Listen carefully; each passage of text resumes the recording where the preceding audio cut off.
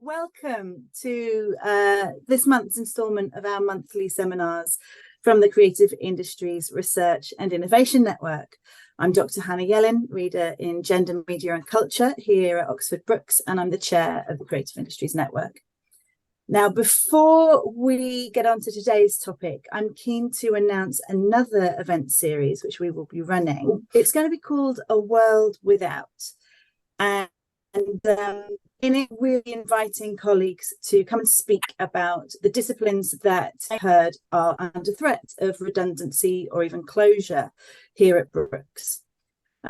So we invite colleagues to come and talk about how we refuse to imagine a world without teaching and research in these subjects. So if you are able to give such a talk or would like to know more, even just as an attendee, you can get in touch with us using the Creative Industries at Brookes email address. It's just creativeindustries@brookes.ac.uk. We've released a statement in response to the proposed cuts, and there is an in-person protest starting right now outside the JHB building. If you are based in Oxford, please go and join them if you can after this event. Now, I'm particularly excited about today's talk, personally as a researcher who has written about celebrity motherhood and as a parent with moderate creative aspirations. So we are very lucky to have fine artist Anna Ilsley here today, ahead of her exhibition at a local Oxford contemporary art gallery called Benjamin Parsons times Hannah Payne.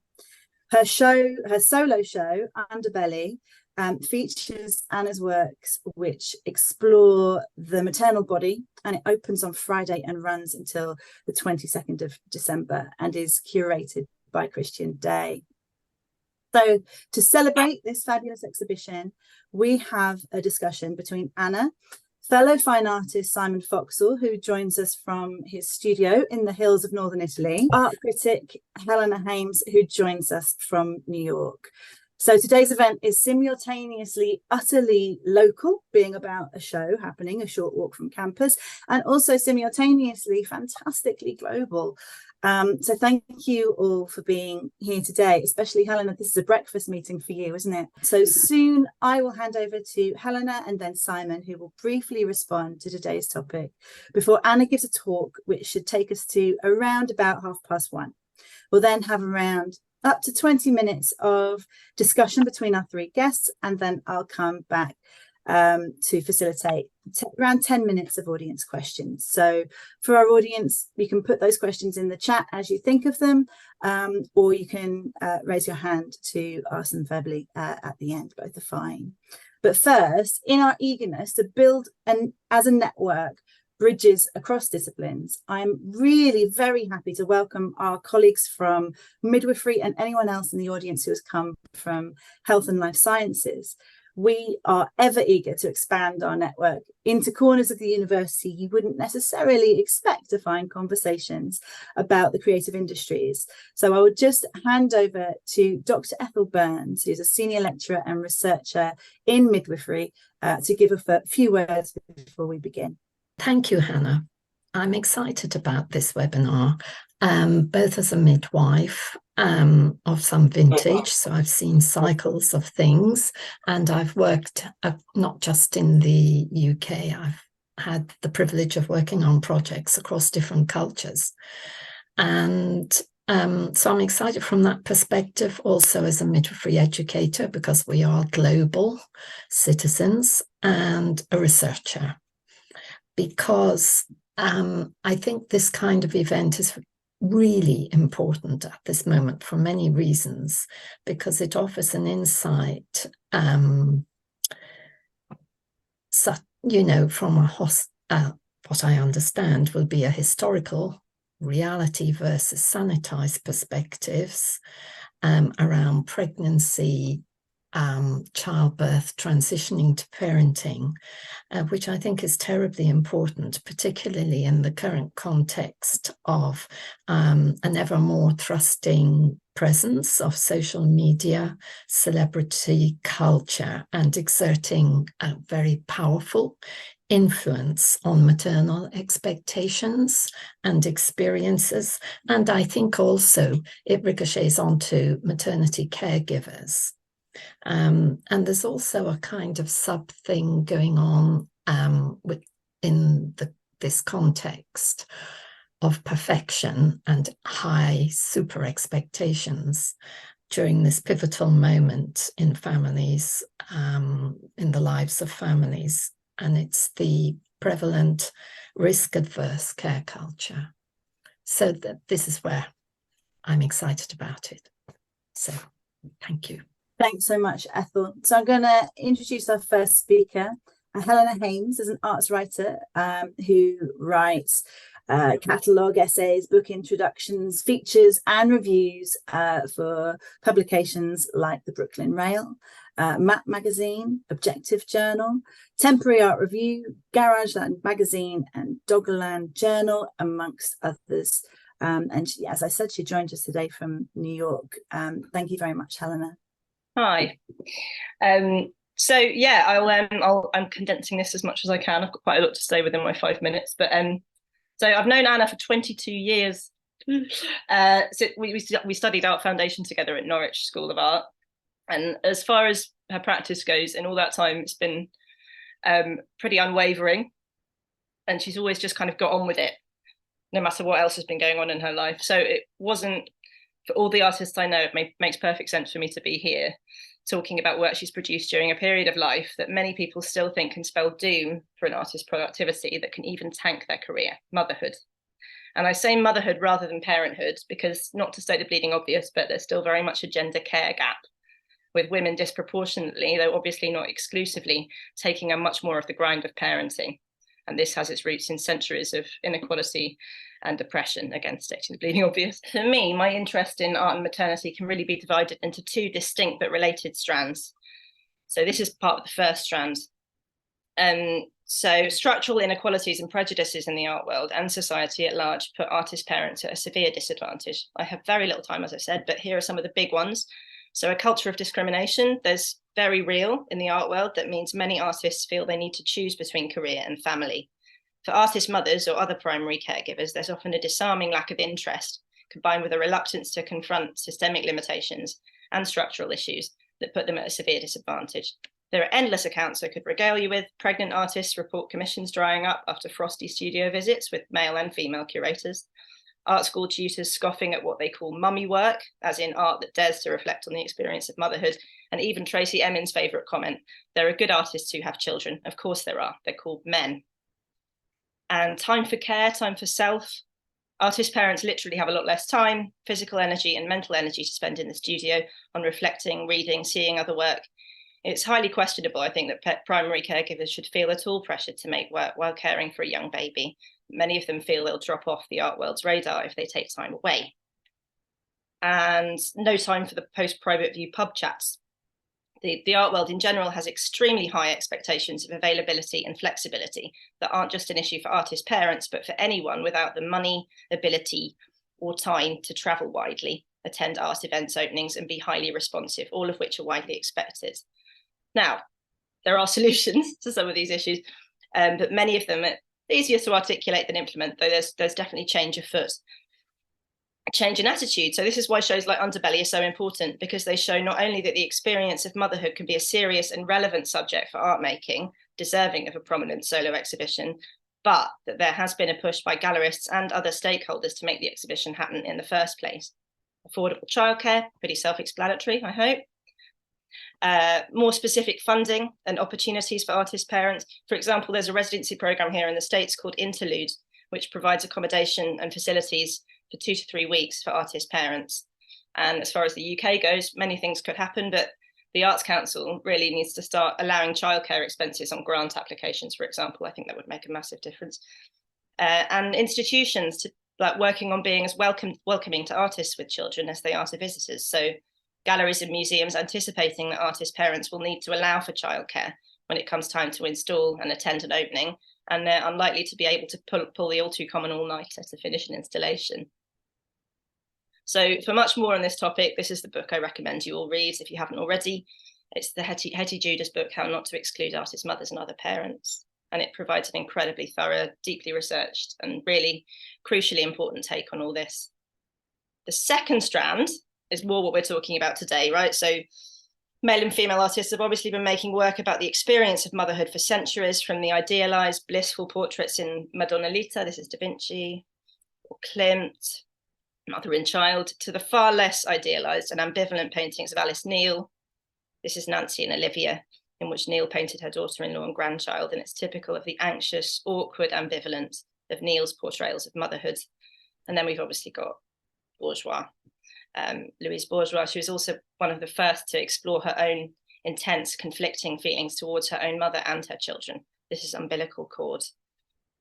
I've also got a Faith Ringgold piece. She directly challenged the idealized serenity of white motherhood as depicted by Da Vinci, who's in the background, and Raphael in part 1 of her French collection. This is called Dancing at the Louvre. And I'll round off with a quote from the wonderful Julie Phillips in her book, The Baby on the Fire Escape, Creativity, Mothering and the Mind-Baby Problem, which Anna and I have both been poring over. And it's really interesting, I think, to think about in the context of Anna's work. So the most important of questions about creativity and art is also the most unanswerable. Did Alice Neel's mothering make her art better? Many creative mothers have argued that their relationship with their children has deepened their sensibility, broadened their range, brought them, as Ursula Le Guin put it, closer to the bone. Thank you so much, Helena. Okay, now Simon Foxall is a fine artist whose work explores queer bodies, and actually there are 2 of Simon's beautiful queer bodies behind me on the wall. Oh, yeah. He trained at the Royal College of Art, held a residency at the prestigious FAAP Arts Institute in Sao Paulo, Brazil, and has taught fine art and art history at numerous universities, including Oxford Brookes. Lucky us. Simon, incidentally, has also painted both Anna and I in our naked pregnant form. There's a little, fun fact for you. Over to Simon. Thank you. And I could have shown the drawing of you, Hannah, but I think I gave it to you. So you have it. So yeah, my name is Simon. I'm a fine artist based in Italy. I'm actually at work right now in Milan. This is not my work. This is the high school art department I'm working in. My work tends to explore this kind of saucy dichotomy between old world art and contemporary culture. In this sense, Anna and I have some kind of similar territory. My work's heavily influenced by the elaborate imagery of medieval and Gothic genres, the implacable veneer of neoclassicism, the schmaltzy sentiments of greetings cards, and plenty of double entendre. Contemporary and classic iconography sit together, inspired by Hollywood, drag queens, fetish wear, cowboys, surrealism, surrealist comedy, neo-Gothic horror fantasy, gender, sexuality, and mothers, interestingly. The expanding roster of characters peopling the paintings are part imaginative and part rooted in place.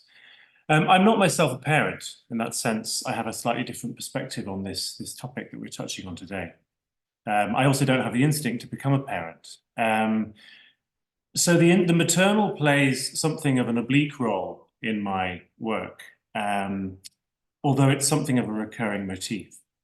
The history of art is, of course, full of symbolic and iconic references to motherhood, if rarely particularly authentic ones, such as the emergence of the Madonna in early Christian and Byzantine art, up to heroic icons of pregnancy in the contemporary sense, such as Demi Moore and Beyoncé. The mother often stands for far more than she intends. To subcategorize these perhaps unintentional symbolic functions, I'm taking, just for fun really, I'm taking inspiration from Andrew Britton's 1984 book, Katharine Hepburn, the Star as Feminist, which I adore. Hepburn has always been loaded with queer energy and has always been one of those great heroic grand dames to gay men. In the epilogue of the book, titled The Star as Monument, Hepburn's roles as mothers are considered and grouped as follows. The Gothic mother, the good mother, and the tragic mother. These are vibes that I can well get behind and have explored in such paintings as The Night Bear, Life's Like Poetry, and Pictures of Your Mother. And as Hannah mentioned, I have also painted Anna, heavily pregnant, and doing things that I may or may not have made up. In this painting called You're the One That I Want, which, to paraphrase Britain's epilogue, could perhaps be recategorized as the mother as monument. In the Tennessee Williams super-warped queer mother-son psychodrama Suddenly Last Summer from 1959, monumental Gothic mother, Mrs. Venable, played by Katharine Hepburn, first appears in her Rococo home elevator to an astounded Dr. Kukrowitz, played by the sensitive gay boy Monty Clift, ticking one camp box after another, speaking a glorious monologue in which the ancient becomes coded as the sensual in euphemism, the mother as celestial and the familial as otherworldly, which I feel leads me neatly to the feet of Anna's work. Hepburn says, Sebastian always said, Mother, when you descend, it's like the goddess from the machine. I'm just like an angel coming to earth as I float into view. Sebastian, my son Sebastian, was very interested in the Byzantine. Are you interested in the Byzantine, Doctor? Anna, are you interested in the Byzantine? That's what I want to know. Simon, thank you, especially for the insight and especially for the delivery. Thank you. I've been practicing my Katharine Hepburn. Amazing. Okay, let me just introduce Anna now, and she's going to give a slightly longer talk on her work in relation to the exhibition. So Anna graduated from the Royal Drawing School in 2010 and University of Brighton's BA in Fine Art Painting before that in 2006. Her recent exhibitions include Gutug, did I say that right? Asylum Studios, sorry. So Happy Together at Gallery Tom Christopherson, Crab Bisque at St. Chad's Projects, and Lovers Lane at Oceans Apart. She is an artist associate at the British School at Athens and has taken part in many artist in residence schemes, most recently at Newnham College, Cambridge, for which she received an Arts Council Research and Development Award. Over to you, Anna. Oh, thank you so much for having me. Thanks so much for being here, and what amazing talks, Helena and Simon. So I just wanted to start off with a painting called The Resort, which is made with ultramarine pigment mixed with gum arabic on paper. And I wanted to just start by giving a little bit of backdrop and context to my work. So I'll just hover for a few moments on my interest in the female body. I was stopped in my tracks recently when I was reminded of The Beauty Myth by Naomi Wolf. I heard Emma DeBerry discuss her new book, Disobedient Bodies, on the radio, and it really neatly packaged the obedience of women through their appearance. So The Beauty Myth, if you don't know, it was published in 1990, over 30 years ago. And in it, Wolf calls out oppressive beauty ideals as a kind of trap. She argued that the pressure at the time on women to be very, very thin was more about controlling behaviour, and that if you're distracted and consumed by the desire to be very skinny, then you are quite malleable. And a population that was quite malleable themselves was a population that was starving was quite malleable. So that speaks to me as a teenager of the 90s. And now pressures have only accelerated. Social media has turbocharged this really epic scrutiny over our appearance. Zoomification, for example, taking its part in that. So 2 paintings. On the left is The Hazardous Expedition to the Vintage Emporium, and on the right is Pleather Trousers. So often my characters are trying in vain to fit into particular clothing. On the left, that happens to be a wedding dress. And spilling in and not quite squeezing, spilling out and not quite squeezing into clothing comes to represent the spilling out and not quite squeezing into these kinds of social structures and ideals that I've just been mentioning, Naomi Wolf and Emma DeBerry, and so many more talking and making work about. So flipping back in time to some insane imagery of the kind of more historic female body, the next couple of images show the kind of imagery that are bubbling away in the background as I'm working. So these are ceramic figures. I love this sort of art as personal, local, anything but bombastic. And it's the balcony bra effect here that I adore. So there's no exact source for this. A friend sent me the image, probably ancient Greek or Roman. And what it is a collection of votive offerings. So each imbued with this glorious individuality. I like the spectacled woman to the right. To me, she's wearing spectacles. And they were made to be given to gods and goddesses at temples as thanks for granting a particular wish. So this image is in quite stark comparison with the next.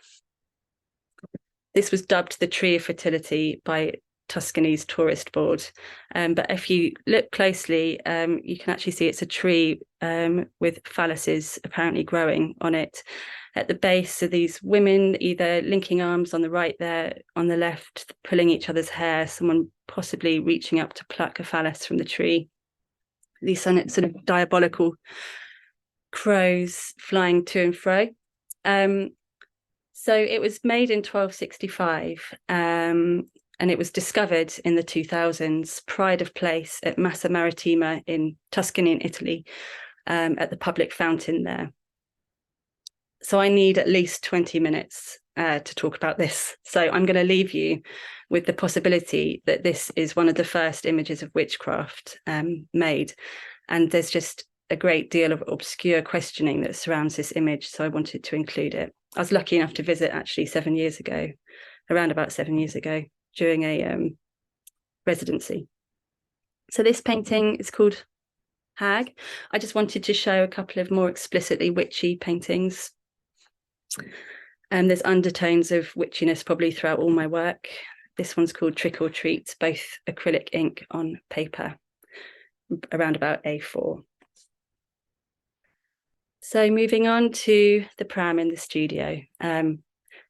Note that the pram is not in the corridor.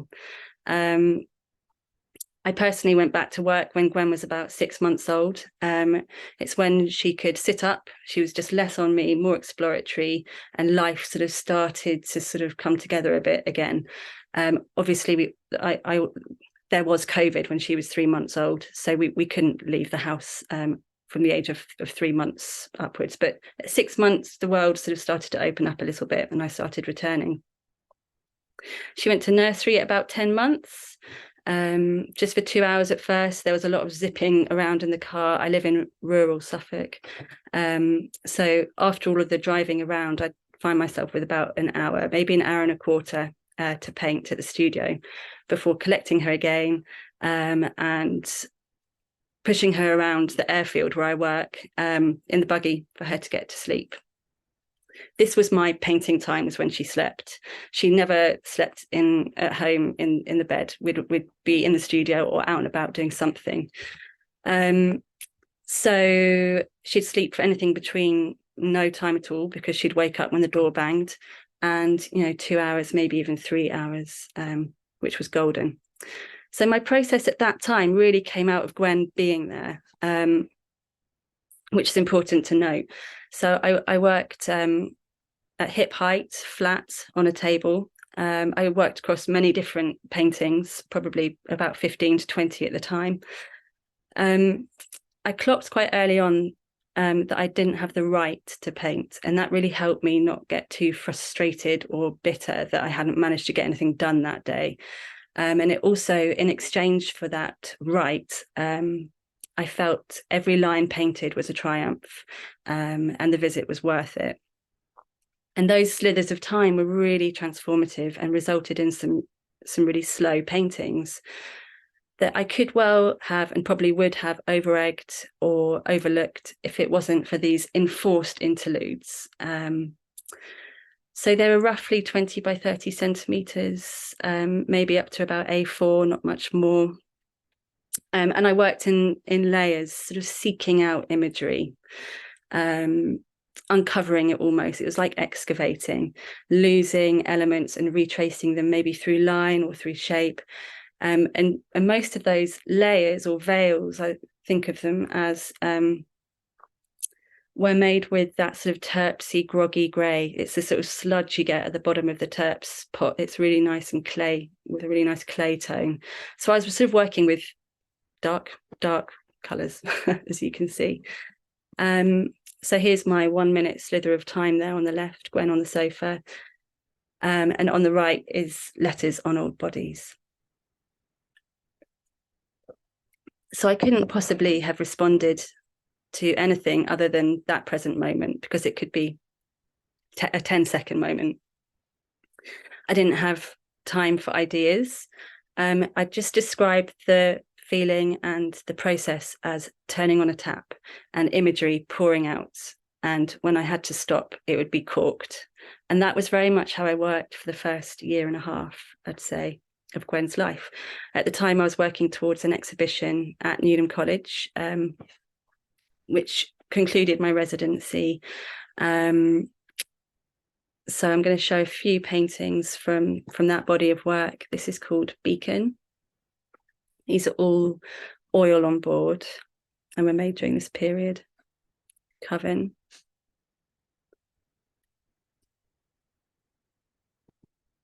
The Hoof.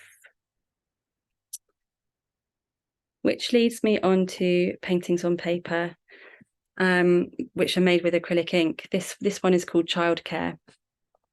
So I work quite automatically into these random-ish sort of tonal blobs, creating and discovering a kind of world of characters through line.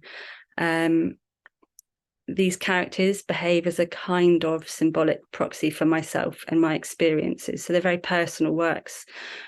Love, overwhelm, ambivalence, it's all there. And I really get a kick out of attributing like these mindsets or moods with particular body language or characteristics. Weird antennae, floating creatures. This is called Cocoon.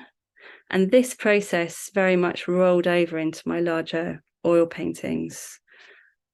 Don't have much time to go into this, but I absolutely adore medieval marginalia. And I think this language is sort of picking up on it with those paintings on paper. I think of marginalia as being kind of the artist's lunch break or something. There's a real freedom and joy in the works. So coming back to process, I came across this painting. It's by an artist known as the Master of the Story of Griselda. It's part of a triptych, probably made for a Sienese palace. So it's a Sienese painting, and there's just so much to love here. I adore her hair that's kind of echoed by those swans' necks, bottom right. I love how she's holding up the painting as if she's a caryatid, in ancient Greece. How she's just propping up that baby, not holding but propping.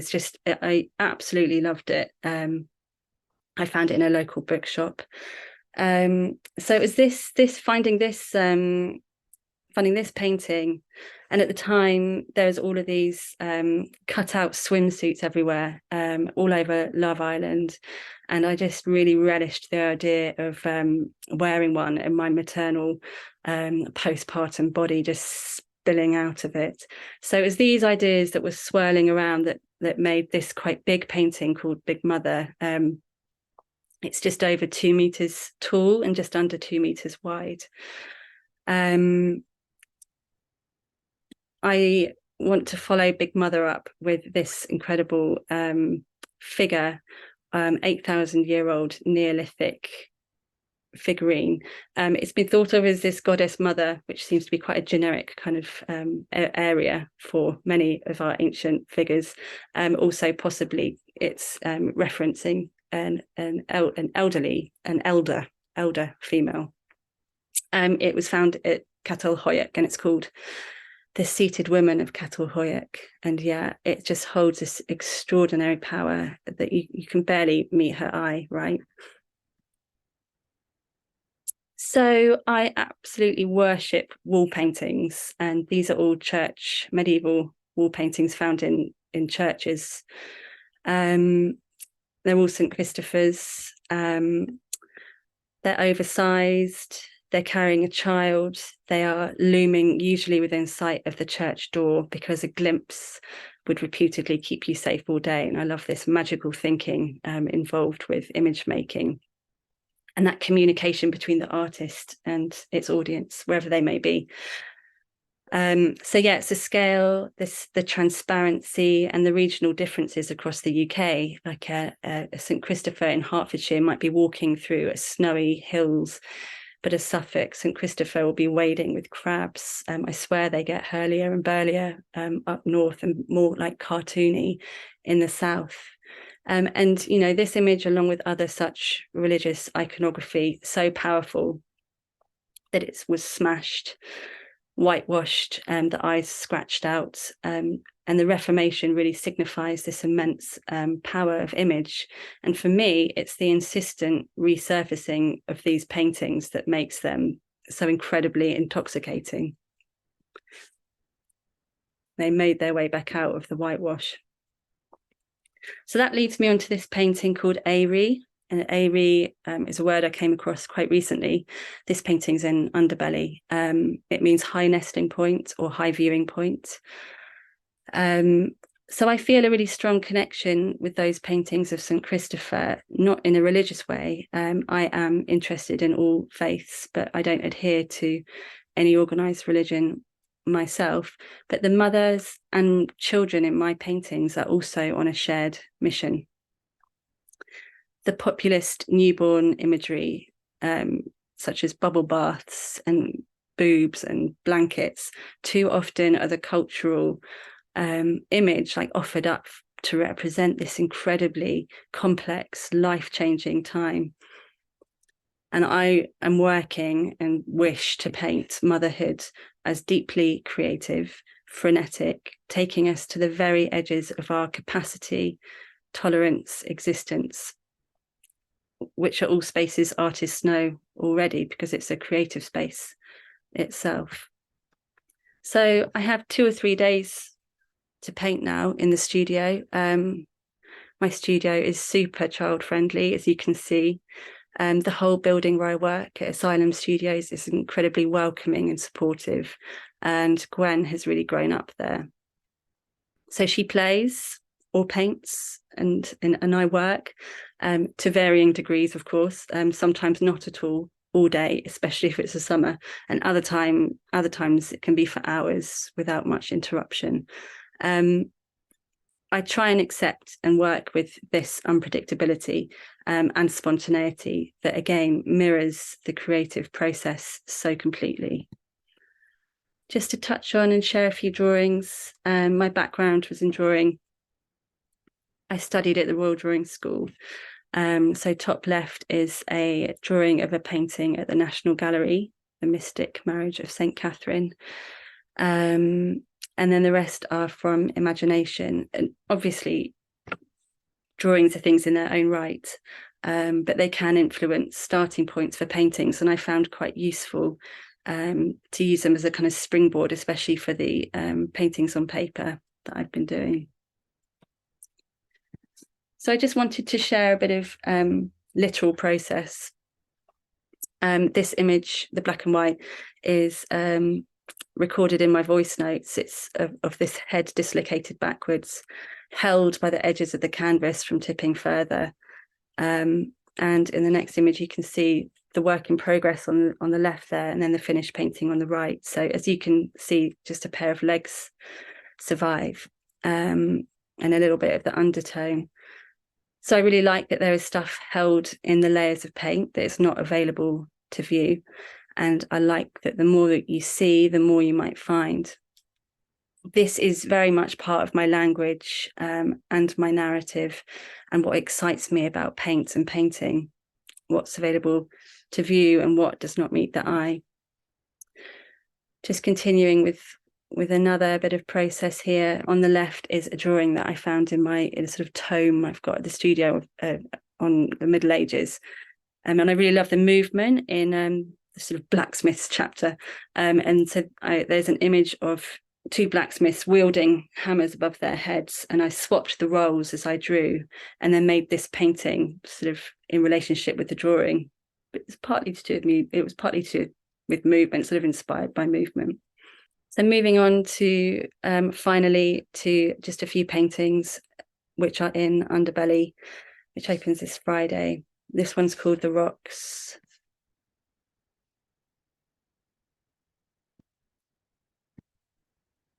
This one's called Mantle.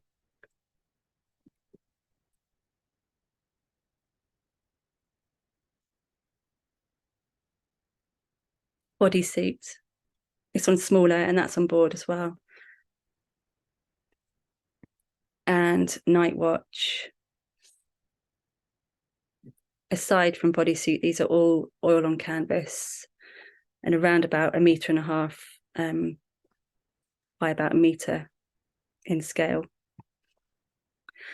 The Quickening. The word quick originally meant alive. The quickening is when a fetus is first felt in the womb by the mother. So I wanted to end on this magical beginning. Thank you so much, Anna, for sharing your work and your inspiration and your process, and also unearthing some of my nap trauma that I had buried from 6 or so years ago. Okay, now we are running a little bit behind, but it's absolutely been worth it. But I would like to invite Simon and Helena, who I know have some questions for Anna, and for our audience, I do promise that I will keep 10 minutes at the end for your questions as well. So we've got about 10 minutes for your questions, Simon and Helena. There's one you've already covered, so that saves us a little bit of time.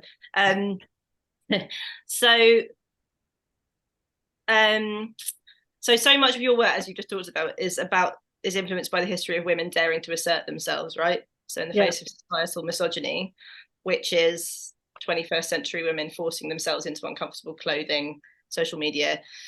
And on a related note, I've been thinking about, based on that Julie Phillips book, I've been thinking about the intense struggles of Doris Lessing and Alice Neel and those ambivalent mothers, and the ways they felt forced to make impossible choices between motherhood and creative work because of intense societal pressure to be a mother or an artist, and never both. So contrast that with contemporary artists like you, who seem to have struck an incredible balance between both, but so by both involving it in your practice and reflecting on it in a very serious and very fruitful way. And it's easy to think that those struggles are largely behind us. And I've also been thinking about Adrienne Rich, and she talked about a concept called outlaw mothering, and this was obviously 50 years ago, as in a mother who escapes the societal expectations that I was just talking about, the usual routine, fixed routines, naps. And she talks about a kind of an epiphany that she had when she was in her car driving with her 3 children sleeping in the back, and how she just felt liberated from the kind of the expectations of motherhood, and described it as it's a massively interesting concept if anyone wants to read more about it. But just how incredibly free she felt as a result of hitting on this concept. Would you consider yourself a kind of contemporary outlaw mother, do you think?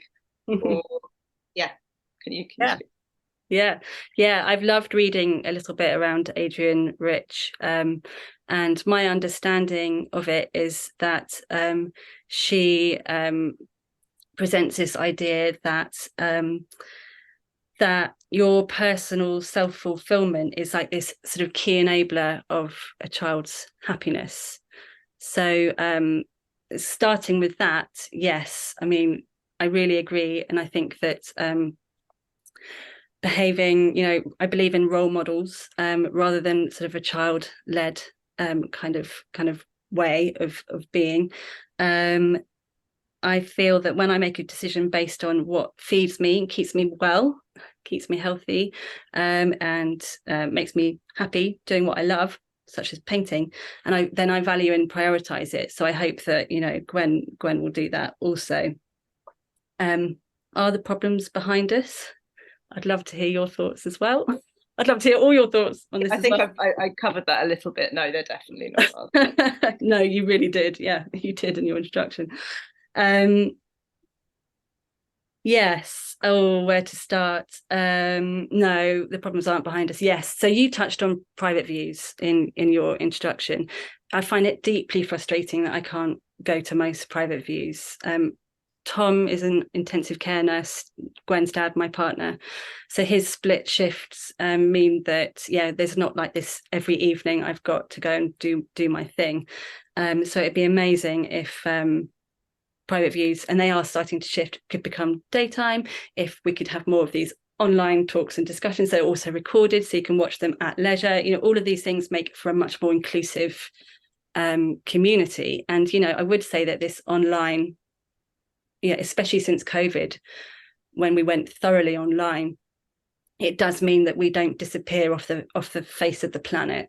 And Instagram really helps with that, doesn't it? You are still present and you can still support online. So, I'd say these things really help. But I was pleased that you mentioned about Tracy Emin and many other women who've come before us. Obviously, there is fantastic role models and gold standards.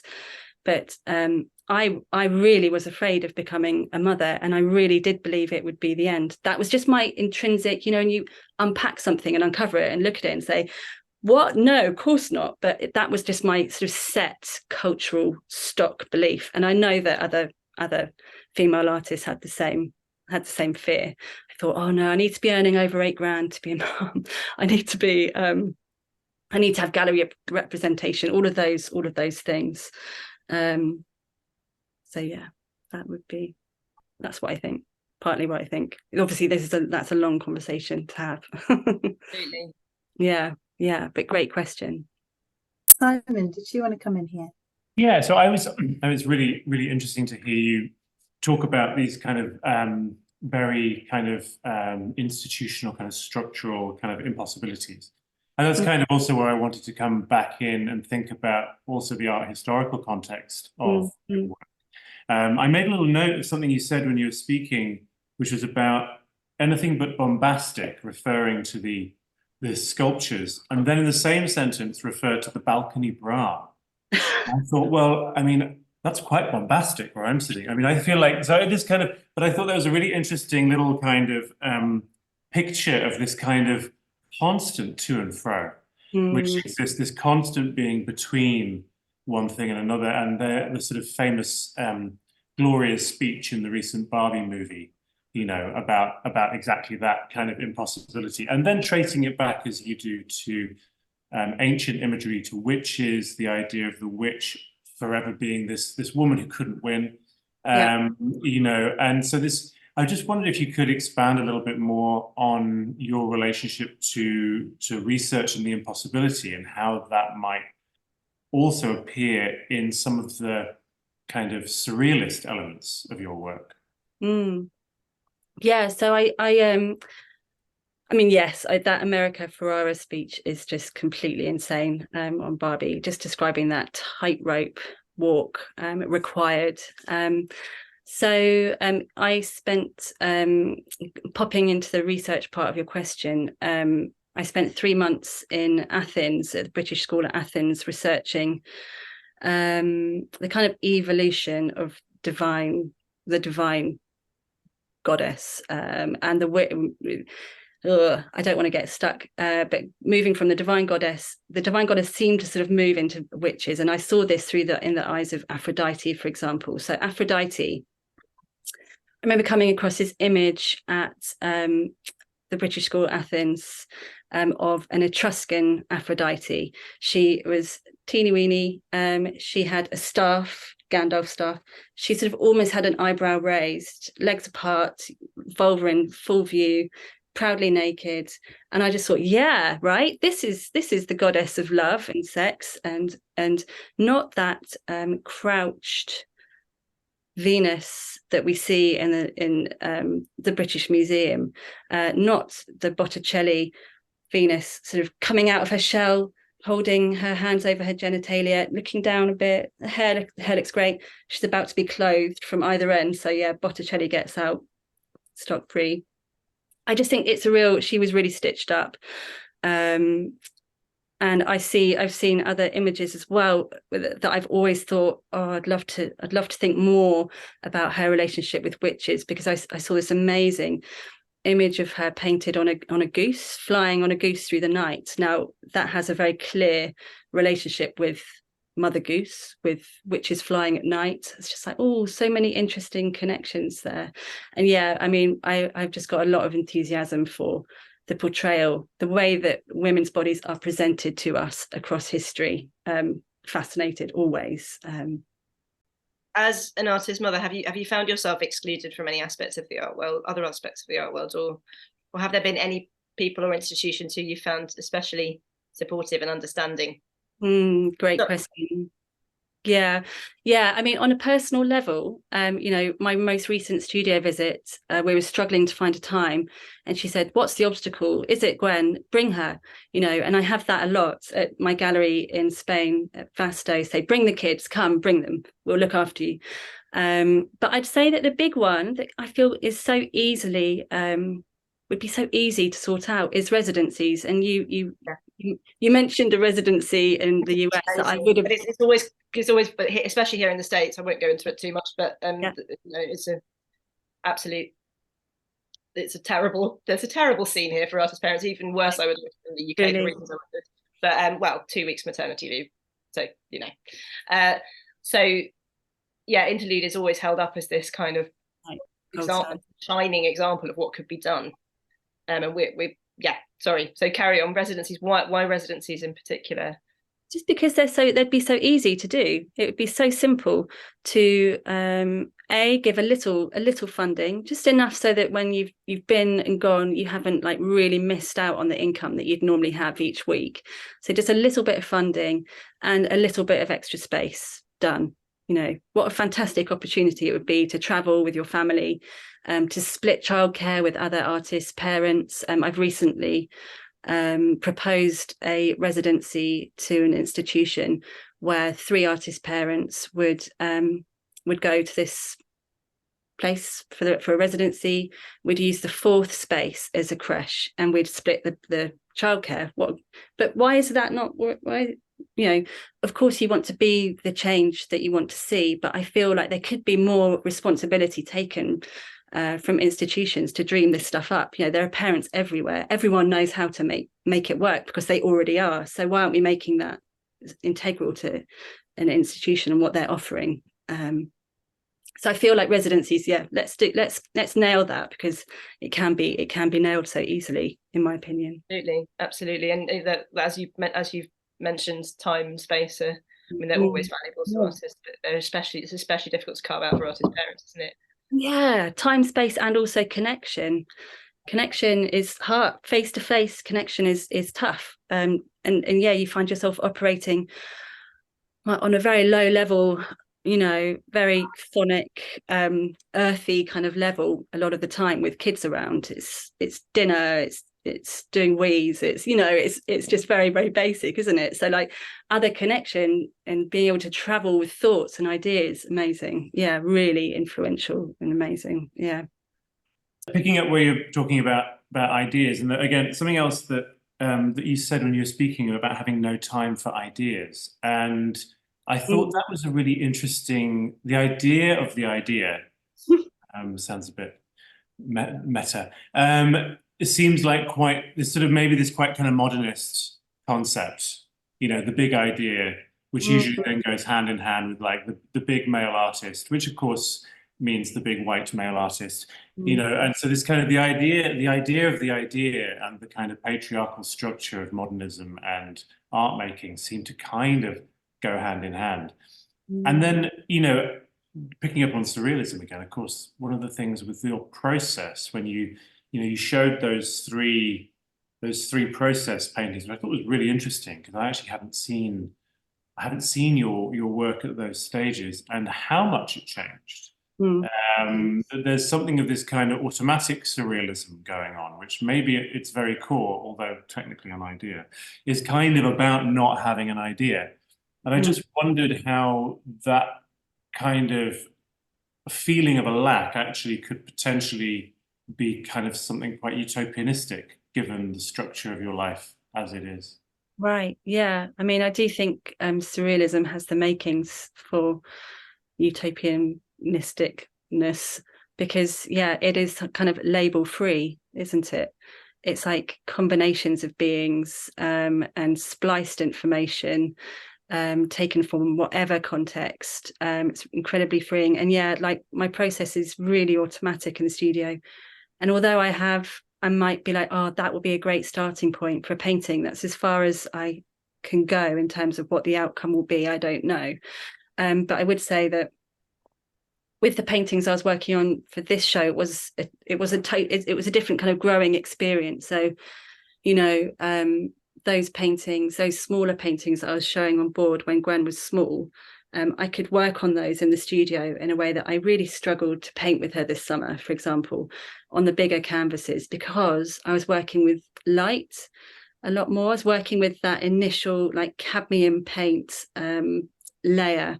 So I really wanted to retain that glow of the canvas. So I had to be a little bit more hesitant than I was previously. It was like, right, have I got anything here? No, layer. Have I got anything yet? No, line, layer. It was much more like that sort of thinking was much more basic, but it was like this excavation instead. I'm thinking what else I want to say about surrealism, because there's so much to say. I suppose, surrealism also, when I think of it as labels, I think, and in terms of mothering and the maternal, I think those labels are just so unhelpful. So I do really veer away from them. Labels such as good and naughty, they are really condemning, and you tend to maintain your label, right? So I feel like that is really like philosophically kind of the backbone of what I'm doing at the moment, for sure. So I'm really glad to have touched upon surrealism, and obviously like the sort of pinging back in history further. It's that sort of surrealist language is all over, although the process would be different. The language and the characters are all over the works of Hieronymus Bosch and medieval marginalia and misericords and so on. It's there within that medieval language as well. So Natasha McAvoy says, thanks for sharing. I feel that communication is key. Spaces, institutions having a more holistic understanding of an artist's availability to work and support that might increase that. What works for one artist parent may not work for another. So perhaps we should develop a rider system for all to discuss needs around making work. Love that. Like Mariah Carey. I used to be obsessed with artists' riders. Pop artist riders. Mariah Carey required a certain number of white roses and a ridiculous number of towels. Who needs so many towels? Well, I tell you who needs towels: mothers.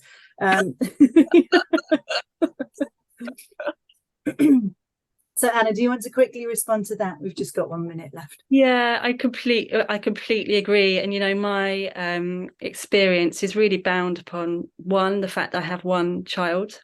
I don't have three. I think that would be very different. Imagine 3 kids in the studio. Jesus, that would be a completely different ball game. I was reading recently in an interview with Maya Ruznek. I'm probably going to pronounce her name wrong, but she, for example, has her partner is an artist, and she was describing this model that I thought, wow. So they alternate days, and she has 12 hours in the studio on one day, and then she'll go for less the next day. So they alternate the childcare.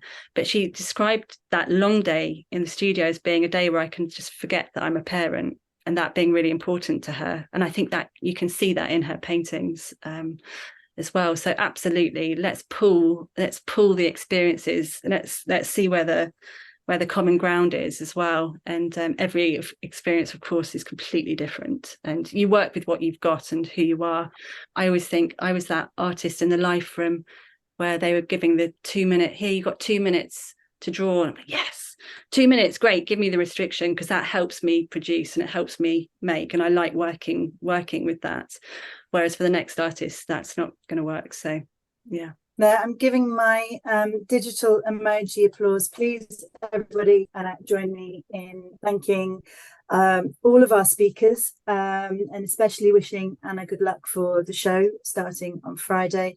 Everybody do go to that if you are based in Oxford. But yeah, thank you, Anna, Helena and Simon, and also thank you, Ethel, for joining us and introducing and making those connections across.